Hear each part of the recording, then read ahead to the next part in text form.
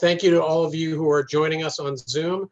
It takes just a minute for everyone to load into the system, so if you'll just give us a few seconds, we'll let everyone load and then we'll get our session started today.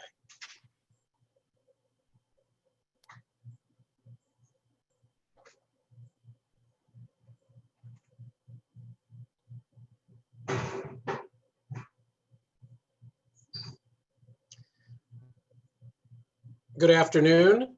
If you'll just give us a moment, we'll get started momentarily.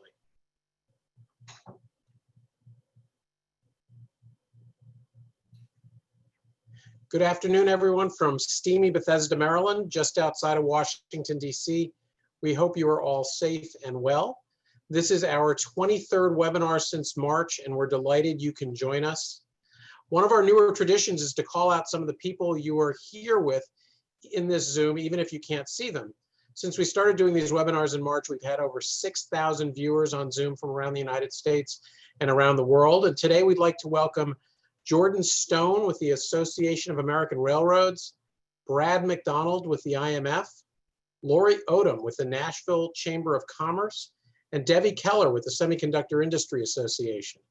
Thank you for joining us, Jordan, Brad, Lori, and Debbie, and welcome again to all of you. Before we get into today's session, we want to remind everyone about an important webinar that we're hosting on Thursday at 11 a.m. Eastern Time to discuss the crisis over the WTO's appellate body and possible ways to reform the AB to address concerns raised by the United States and others. We have an expert panel joining us, and we hope you will too. And next week, we're hosting Congressman Darren LaHood of Illinois to discuss U.S.-China relations and trade at this critical time. We're also in the process, as most of you know, of reaching out to all the announced DG candidates and hope to announce those events in the weeks to come. For today, we're thrilled to host Dr. Ngozi Okonjo-Iweala, Nigeria's candidate to be Director General of the WTO. Dr. Ngozi will be joined by our good friends, Ambassador Rufus Yerxa and Wendy Cutler. I won't get into their biographies, which you should have received in an email before today's event, but we're honored to have all of them here today. After a discussion between Dr. Ngozi, Rufus, and Wendy, we'll turn to some viewer questions. Please use the Q&A tab on Zoom to submit questions, and we'll try to get to as many of those as we can. Thanks again, Dr. Ngozi, Rufus, and Wendy. Wendy, do you want to take it away? Sure. Thanks, Ken, and good afternoon or good day or good evening to our viewers. We're thrilled today to have our third interview with the DG candidate, which means there's 5 more left. So if any of them are watching or any of their staff or friends are watching, please contact us. We'd love to host you as well. Last week in Geneva, all 8 candidates over a 3-day process had the opportunity to make their case for their Director General candidacy to the WTO members. And during that, those meetings, they shared their experiences, their vision for the WTO, and the skills that they would bring to the job. And now we're in a 2-month campaign season. This period will end on September 7th, when the 8 candidates will make themselves known to the members. And following that, the next phase will be led by David Walker, the chair of the General Council, assisted by 2 other chairs of key committees of the WTO, to narrow the field of candidates and to conduct these so-called confessionals with each WTO member when the WTO members express their preferences and the 3 WTO chairs try to identify those candidates that are best positioned to achieve a consensus. This phase can take up to 2 months through November 7th. It was shorter, my friends tell me, in 2012, 2013, when Roberto Azevedo was selected.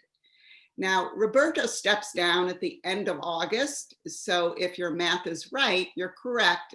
We need an acting Director General for the period before the new Director General is selected. And this may happen as early as this week when the General Council starts meetings tomorrow with an agenda item on selecting an acting Director General. According to the WTO procedures, the acting Director General should be selected from one of the current deputy director generals. So that's where things stand now in terms of procedures. But now let's get to the substance of the program. And we're very pleased today to host our third candidate again, Dr. Ngozi Okonjo-Iweala. Rufus Yerxa will be interviewing her, followed by questions from the audience. So we'd appreciate if you all start thinking about what you would like to ask Ngozi. Well, thank you. And now I'll turn it over to Rufus. Well, thank you, Wendy, and welcome to all of you to this yet another in a really wonderful series of events that WITA is putting on with the assistance of the Asia Society. And certainly I'm very pleased to welcome you, Dr. Ngozi, to this gathering. I don't think you need too much introduction to this group, first of all, because they've all seen your biographies. And secondly, I think everyone is aware of what a distinguished background you have as twice finance minister for Nigeria, serving also for many, many years at the World Bank, where you rose to the #2 position. Of course, if selected, you would be the first woman Director General of the WTO and also the first African Director General. So you bring to this not only a distinguished background, but the potential of being a really groundbreaking individual and symbol for your continent in the leadership of the global system. Dr. Ngozi obviously is a well-known expert in the field of international finance, and by her own statements acknowledges less direct involvement as a WTO expert, but as she said in her very excellent statement to the General Counsel last week, she sees that as a potential asset, and maybe we'll explore that a bit further, your role as a person with extensive political experience, but an outsider to past intricacies of some of the WTO negotiations. And I think where we'd like to go here is start with you making a short opening statement, kind of giving everybody a view from 30,000 feet of your candidacy and why you feel you're the right person at this time to run the WTO system. And then I'll direct some questions to you. I've drawn a lot of those questions from your statement and from discussions you've already had with members about your candidacy to explore a bit further your ideas. And then afterwards, Ken will open it up and he will moderate questions submitted to him by our large audience. So I'm now going to ask you to make your opening comments, and then we'll follow up with these questions. Well, thank you so much, Ken, Rufus, Wendy. Thanks to all of you, and good day to everyone watching wherever you are in the world. It's an honor and a pleasure to be with you, and thank you so much for inviting me. What I'd like to say is that trade is vital for the 21st century. Trade has been a way for countries to grow and develop, to become empowered, to collaborate, to lift hundreds of millions out of poverty and improve so many lives. We also know that there are those who have been excluded from the benefits of trade. And so there's still so much work to do, not only to continue to use trade as a means to improving people's lives, but to also make sure that the work of inclusion happens and those who are marginalized are brought in through that instrument. Trade, there's so much to do and a lot to gain. Trade can work out as a win-win and not a zero-sum game. And it has done that for the years and years that we've had the multilateral trade system and the WTO. The WTO is one of the most important multilateral organizations in the world, and the world needs it.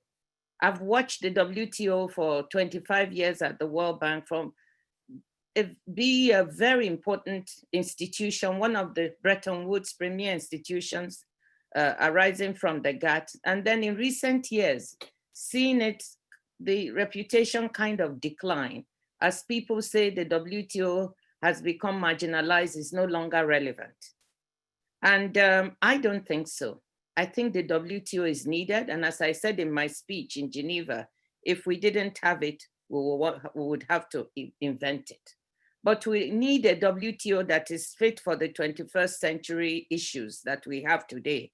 And that's why I'm running. I'm running because I believe trade is vital. I believe the WTO is vital. And I believe that we need to reform the WTO to continue yielding the service to the multilateral trade system that it has.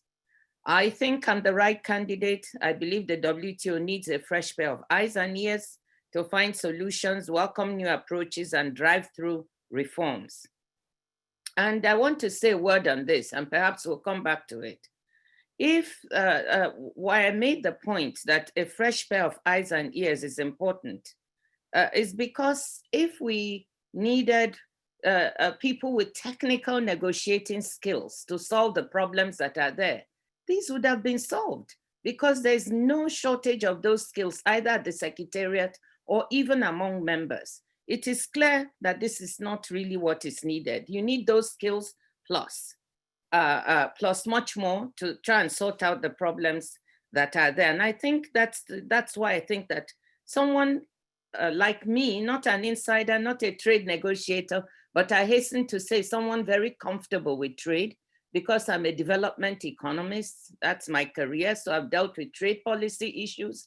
As finance minister, the customs reported to me. So I dealt with trade facilitation, was involved in the ECOWAS common external tariff negotiations.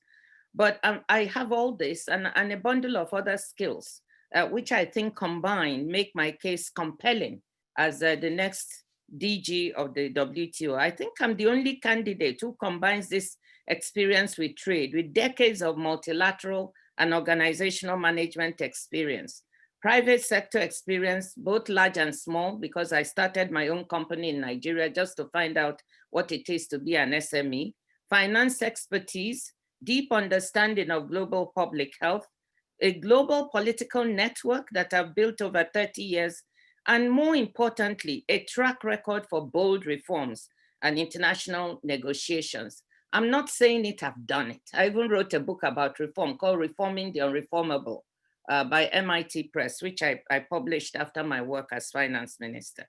And now I've spent much of this year working on the response to COVID-19 as chair of Gavi and as the African Union Special Envoy for COVID-19 to mobilize resources, and WHO Tools Accelerator Envoy. I'm right in the middle of that fight, and I'm very interested in the intersection between COVID and trade and what we need to do in order to weather this pandemic now. What are the rules of the game that will need to be put in place, because this will not be the only pandemic.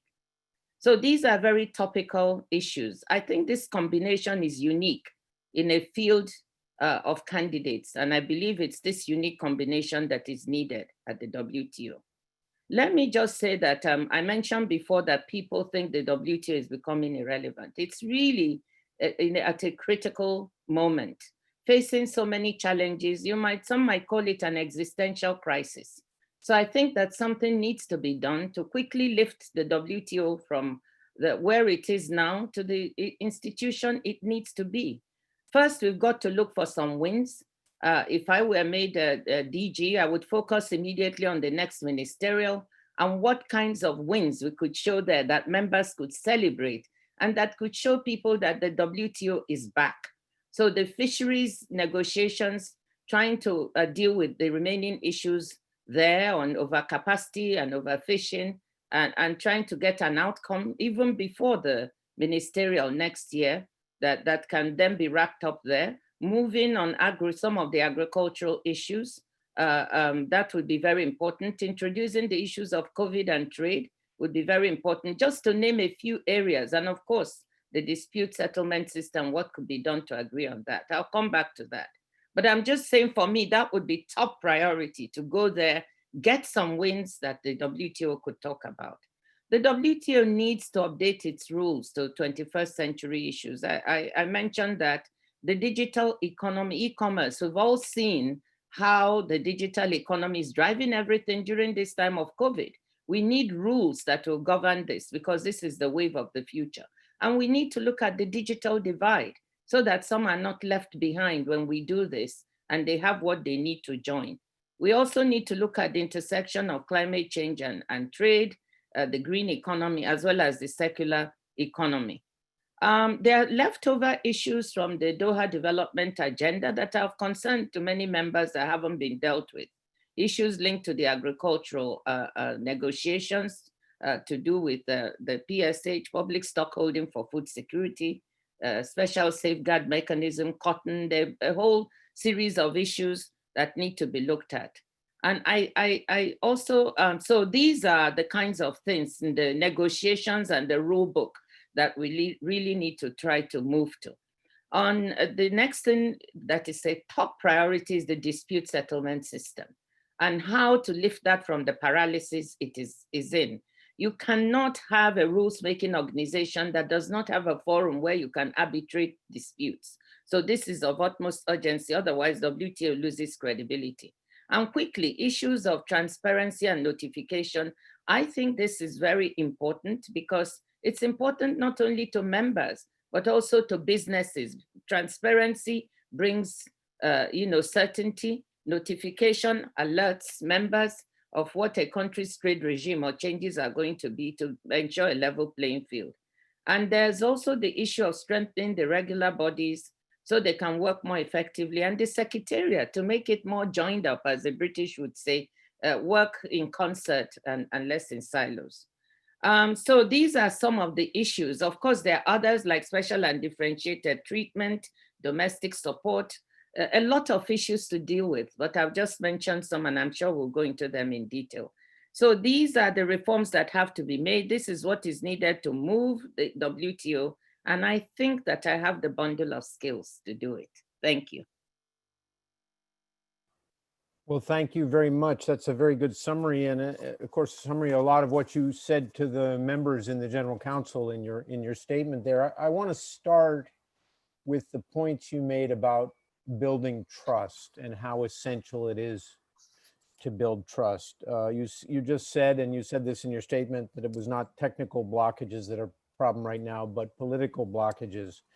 And obviously, you're holding yourself out as somebody who's this fresh set of eyes who can come in and look at the political blockages, and that you think that this will be an advantage to the system. I'd like you to focus for a moment on what you think some of the main building trust problems are. For example, obvious differences now between the US and China over a number of fundamental issues about the system, about the level of commitments, about whether the system applies fairly to on the part of the US, whether the system applies fairly to China, on the part of China, whether the US is playing by the rules. That's one example of a gap in trust. Maybe other trust issues between developing countries and developed, between agricultural producers and agricultural consumers. What do you see as the main challenges to building sufficient trust to move forward with a reform agenda, and how can you overcome some of those gaps? Thank you very much, Rufus, for that. I think that building trust is really critical because when you speak to members, you see that there's so much distrust to the extent you mentioned developed and developing countries, where if a developed country member brings an agenda, developing countries sometimes feel like this may not necessarily be in their interest because that fundamental trust is broken, and vice versa. And so I think, and the same between US and China, I think that trying to find a common basis, we're used to looking at what are the differences between these, between members, these members, but trying to find what are some commonalities around which you can begin to build this trust and have some wins. Building trust is not just by talking about it. It's by doing, it's by confidence building, it's by incremental achievements that can bring the parties together. So let me take one area. One area that is very divisive and very delicate is that of special and differentiated treatment and the issue of the self-description or selection of developing country members, where the US and some other developed country members feel that the way this is happening shifts the balance of rights and obligations in the wrong direction, because some advanced developing country members, they feel, should not have a right to this special and differentiated treatment. Well, if you listen to the US, they are not saying that special and differentiated treatment should go away. They believe that the least developed countries, everybody actually agrees, least developed countries should have it. For the other developing countries, the issue is it automatic? Is it an automatic assumption? Or is this something that could be looked at on a case by case basis? And then you talk to those advanced developing countries, and they feel, look, we don't want to lose this appellation. So what I would do, I actually think you need a very creative approach to this to build trust. One that says negotiation by negotiation, let us allow members to see how they're going to implement things, over what time and what capacity building they need according to their level of development, rather than having these categories of people describing themselves. So where there's need for special and differentiated treatment, it will show up in that sense, and where there is none, it will show up, because members are going to do things according to their level of development. So I really believe the approach taken in the trade facilitation agreement is a good one, and I would build on that or look for other creative means. If we can solve that problem, that begins to build trust. And I do not believe we're so far away in trying to get the US or the developed countries and the developing together on that issue. That is one. I think another way to build trust, really, between developed and developing countries will be to work on a good outcome for the fisheries. There's a lot of involvement. This is a multilateral negotiation.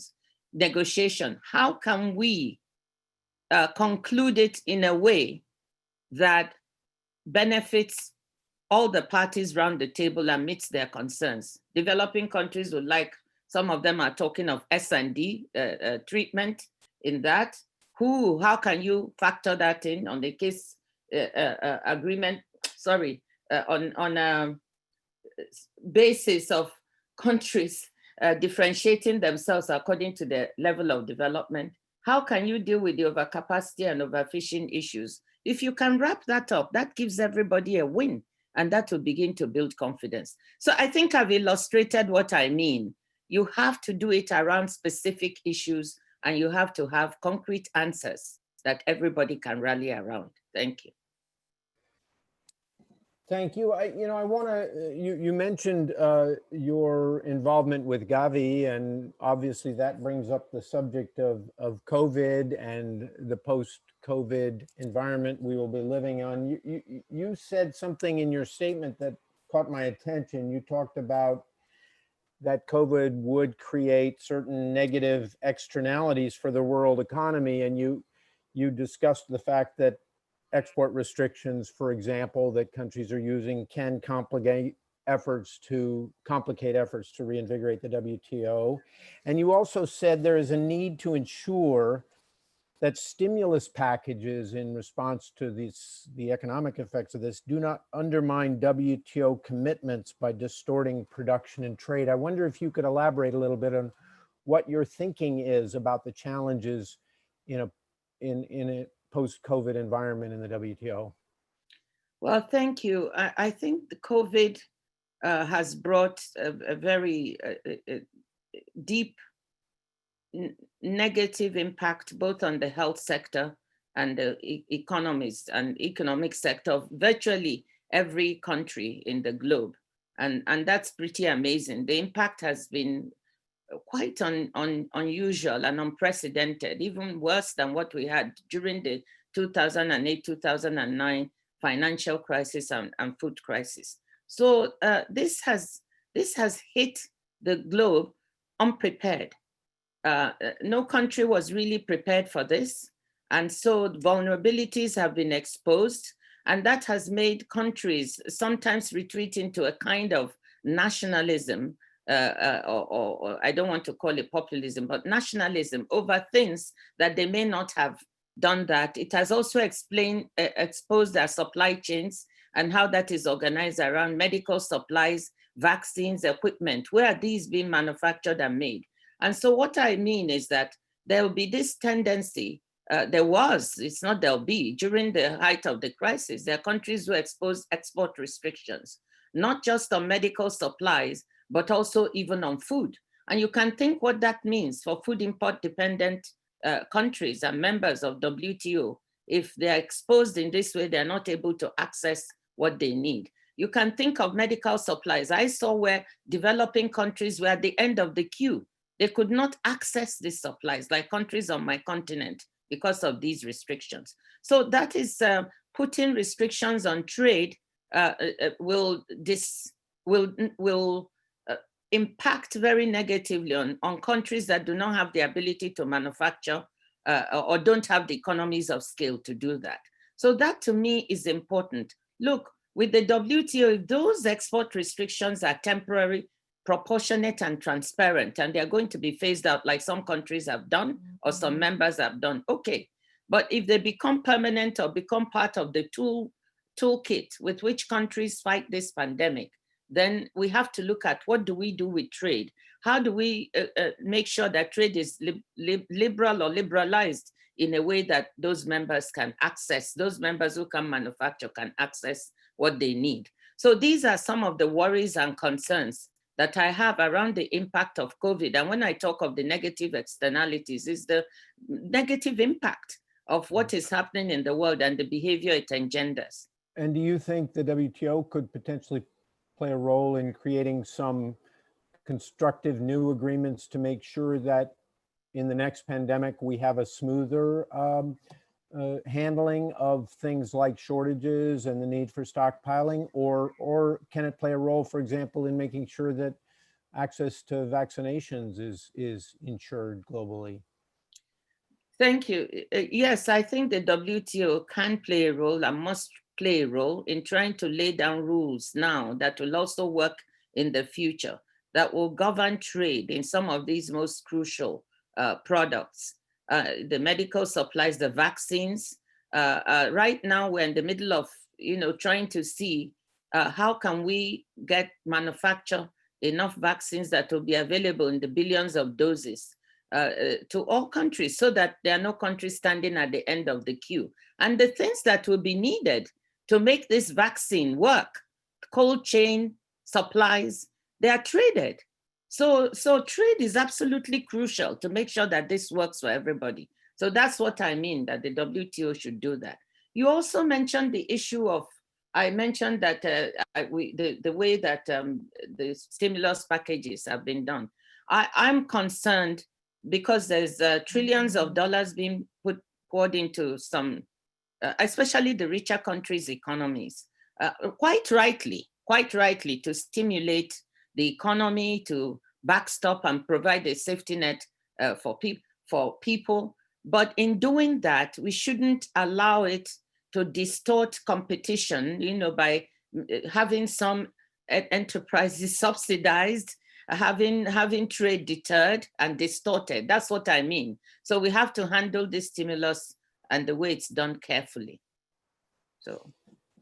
So I want to turn to some of the newer areas. You mentioned the digital economy and e-commerce, and obviously there is a plurilateral process underway in the WTO today. And I noticed in your statement to the General Counsel, you talked a little bit about the role of plurilateral agreements. I think you said the energy associated with those discussions has helped refocus attention on the WTO and would be best if these negotiations could produce outcomes that reinforce the multilateral trading system. So with respect to something on e-commerce and digital, how would you see that working? How would you see an outcome that could help to reinforce the system? Are you looking for an agreement that is based on longstanding WTO principles, but applies to the digital sector and guarantees openness and access with some appropriate rules?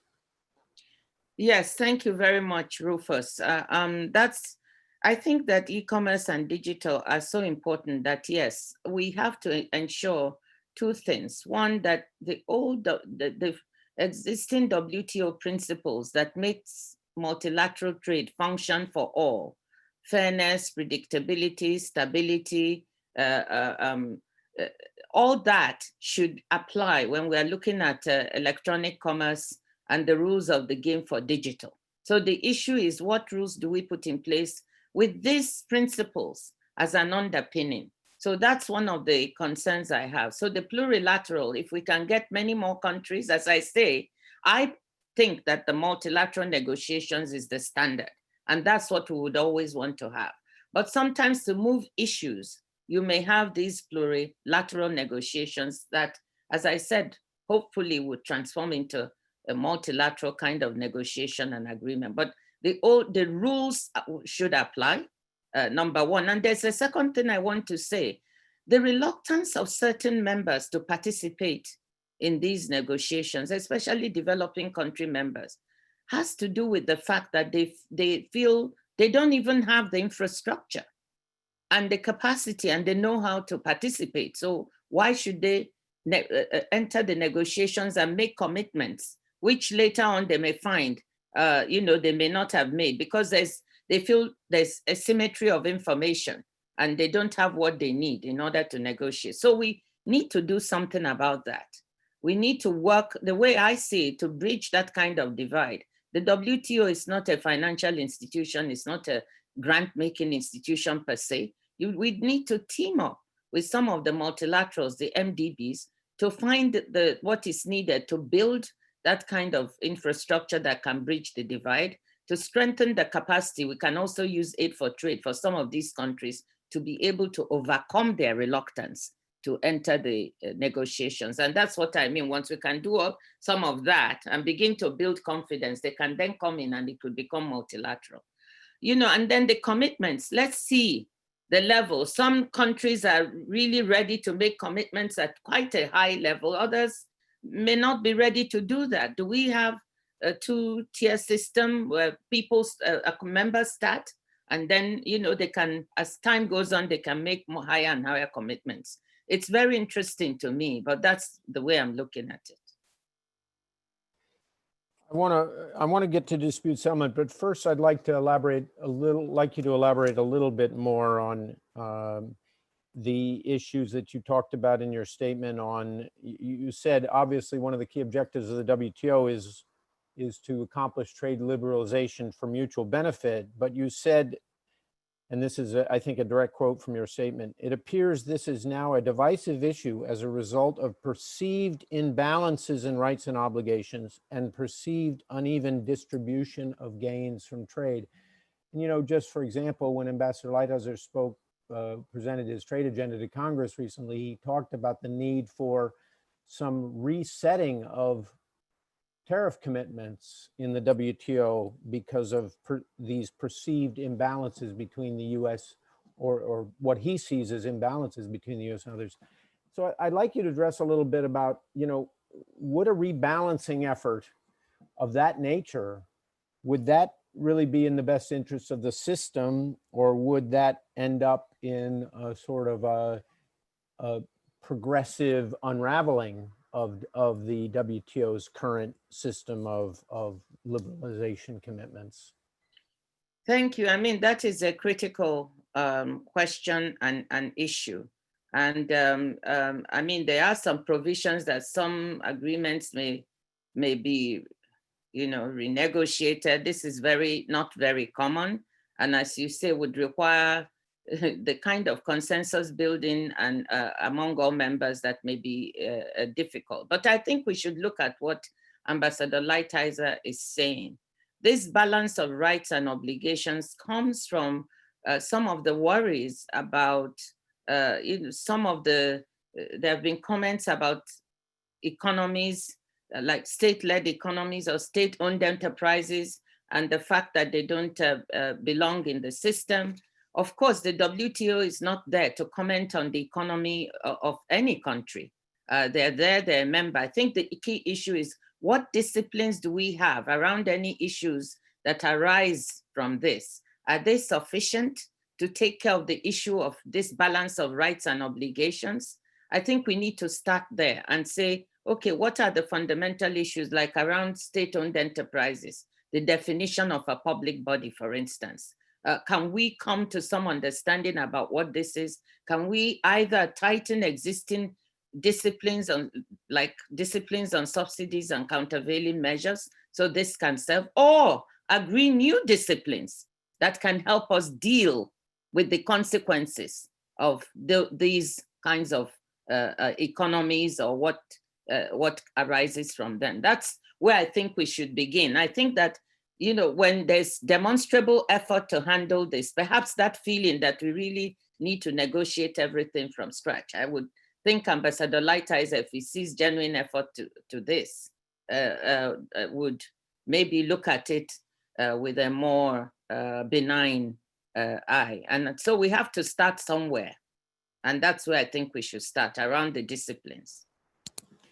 Good. I was going to get to a question on dispute settlement, but I think what I'd rather do at this point, because I see we have about, 23 minutes left. I'd like to bring Wendy in, back in, Ken, before you go to the broader crowd. Maybe Wendy, I know that there was at least one key issue you wanted to quickly cover with our speaker. So why don't you go ahead, Wendy? Hey, Ngozi, thank you very much. You know, I read your opening statement in Geneva, and you underscored the importance for transparency and countries living up to their notification obligations. And this has been a key objective of the United States and other countries. And I guess I just ask you the question, would you support, or would you lean to carrots or sticks in terms of getting current members to live up to their current obligations? Are there things that members could do to help countries live up to these obligations? Or is this something where certain countries just need to realize if they don't, they're going to be penalized? Thank you. No question to do with the WTO is a simple one. But I believe strongly that transparency and notification is a bedrock that brings the level playing field idea of trade, not only for members, but for businesses. So I think it's really important. The question to ask is, why is there not compliance? Why is that not happening?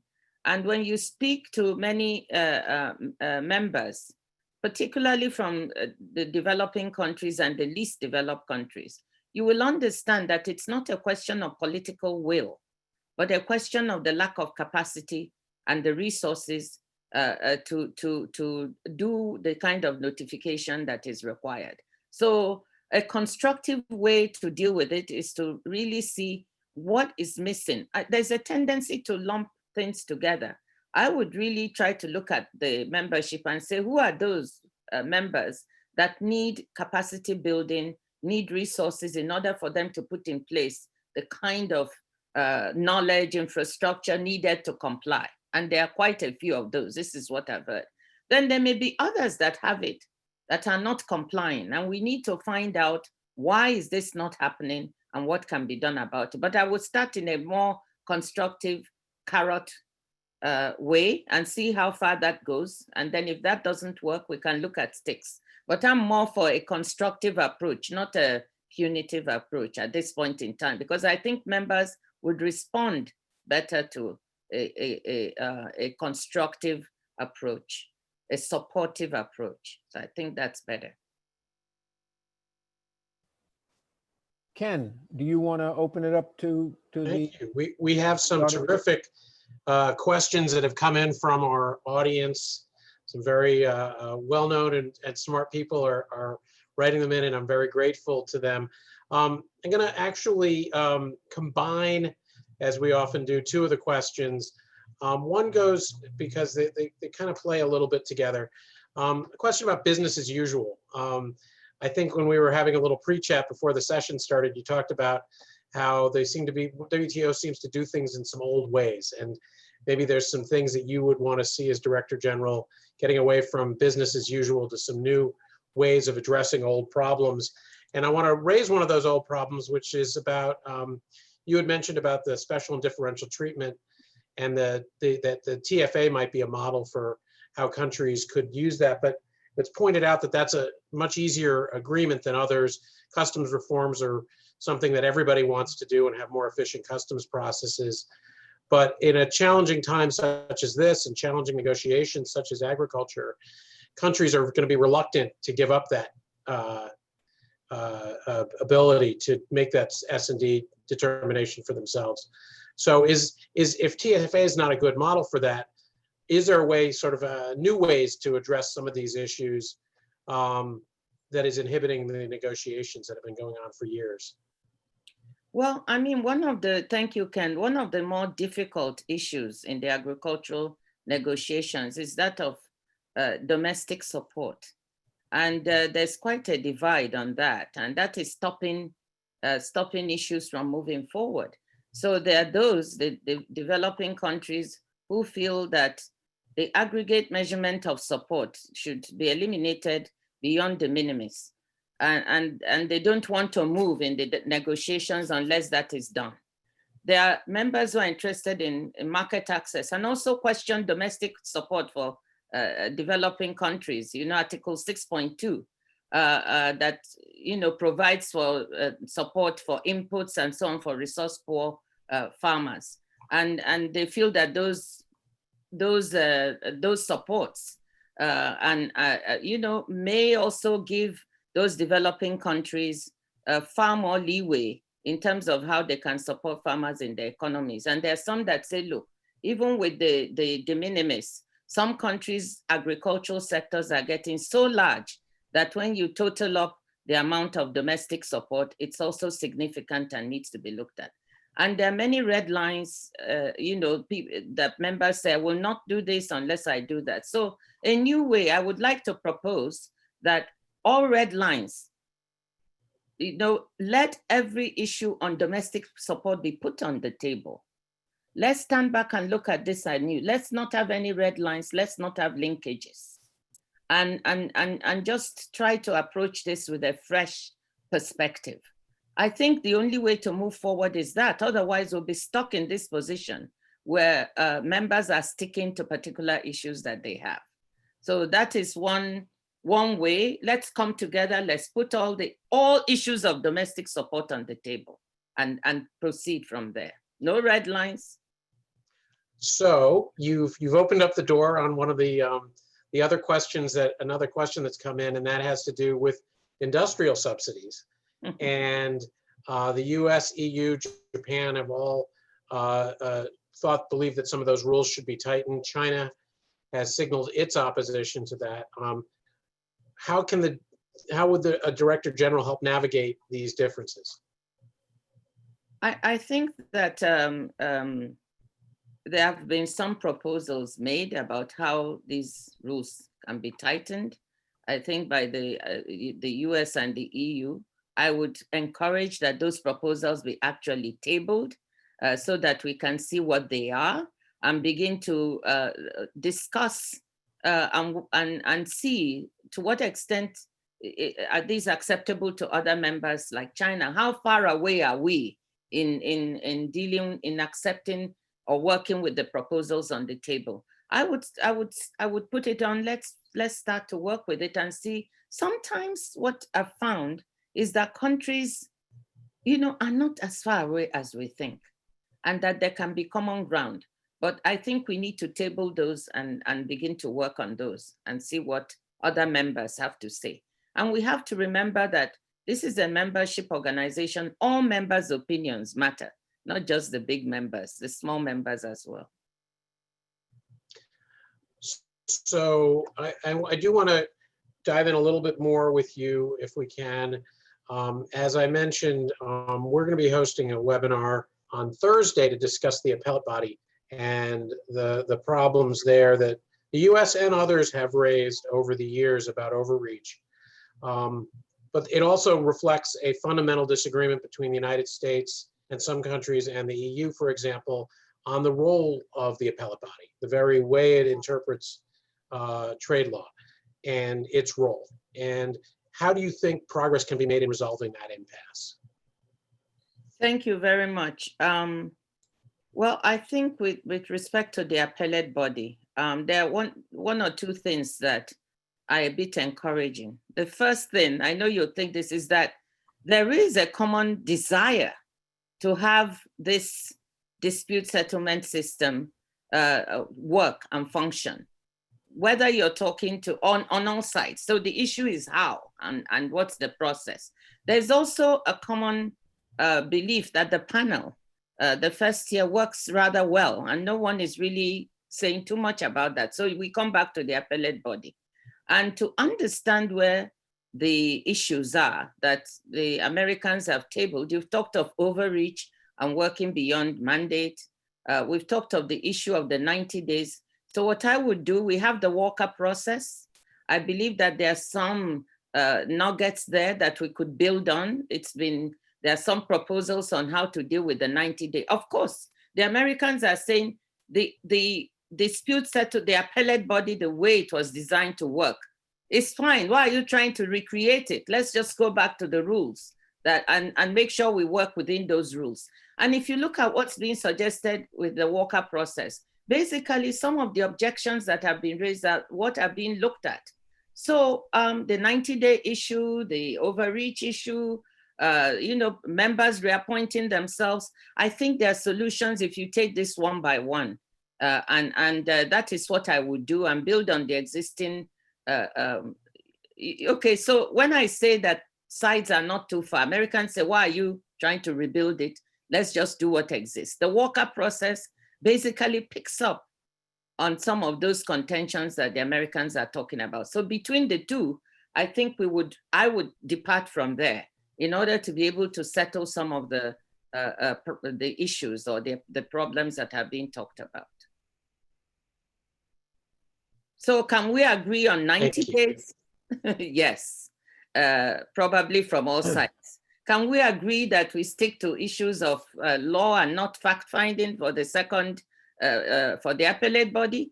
I think all reasonable members would say yes. So I think actually there's room to take these issues and come to a conclusion that we can rebuild the appellate body. Very good, thank you. We certainly hope to help have that conversation and get to that outcome. I want to bring another question back that comes back into your wheelhouse, we hope, on your work with Gavi as well. But, and you mentioned it, a lot of countries not only have been instituting a lot of domestic support and subsidies during this period of COVID, there's also a lot of countries that are imposing restrictions right now on both trying domestic purchase locally, restrictions on exports of healthcare products. There's also countries that have been trying to open. What would you say, how do we, when we get past this era, or even while we're in it, what should we be doing to keep liberalizing trade in healthcare goods and medicines? At the same time, countries are scrambling to rebuild their own domestic supplies. Yes, this is the balance that we have to struggle with. Because of the circumstances that have happened, every country that has manufacturing capacities looking at supply chains. And there's going to be some amount of some supply chains being brought back to countries. The question is, how much of that is going to happen? I'm sure some countries will go from just in time to just in case, or just in time to just at home. That's what's going to happen. And we should be prepared for a certain amount of that. But my strong belief is that it will occur in a way that supply chains will not all be reshored, and we will still have the opportunity for a significant amount of this to be manufactured in the way it's been, and for trade to happen. Countries will stockpile, countries will manufacture some, but in the main, there'll still be trade. And that is where I think we need to really look at liberalizing.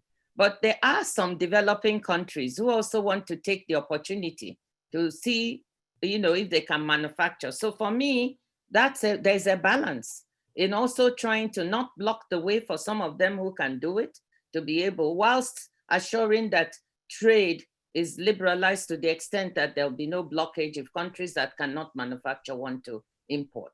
That is, and there's a balance to be struck there. But at the end of the day, it is not as easy to set up some of this manufacturing, certainly for vaccines. It definitely is not easy. It takes years and years and years for WHO to certify a manufacturing plant to be able to manufacture vaccines. What does that mean? It means that there'll be trade in vaccines. They need to be able to move. And that is one of the reasons why we must have liberal rules that don't block access for countries that can't get them. So that's the reality that we face. And I think those rules should be discussed sooner rather than later. The work on COVID should begin as quickly as possible because it may be around to stay for some time and we will surely get another pandemic. Thank you. I certainly think these are issues that we want to continue addressing at WITA, and we're really grateful for your input on those. That's where we started. Wendy and I started this series looking at some of the COVID-related, healthcare-related trade issues, and we've been able to move on to some other issues, including this DG search process, but we're really grateful to have your input on that. And I think we agree completely this is a urgent issue that we need to address. Want to get I have one other question I want to get to now, and then I'm going to turn back to Wendy for one before we close out. You mentioned about some of the plurilateral negotiations at the WTO and trying to bring more countries into some of those as one way to multilateralize those agreements. There's also been a number of FTAs that have been negotiated around the world in recent years, bilateral in the case of the US with Mexico and Canada, trilateral agreement. There's the new CPTPP, which is born out of the Trans-Pacific Partnership that Wendy was so intimate with. How do you see the WTO? What role can it play in multilateralizing some of these free trade agreements that have been sprouting up around the world?